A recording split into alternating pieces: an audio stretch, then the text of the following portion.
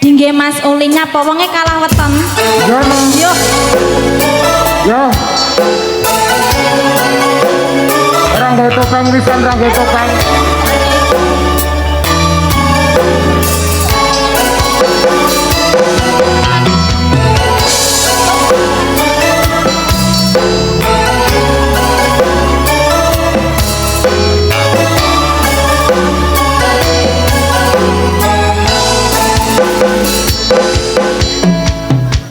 Wis kadung sayang, wis kadung berjuang, ati wis nyaman, rasido bebojoan. Satuanku telu, ayo Mas Ulim sing diwangi. Aja ndelek jare wong tuwa diitung ra ketemu. Abot sanggane wong tuwa ora marengke, kok kaya ngene nasib sing tarasane.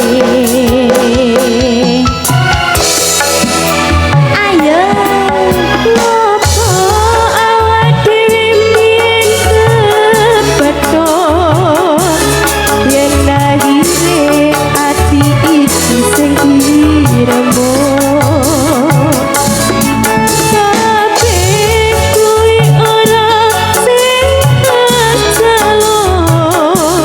Jare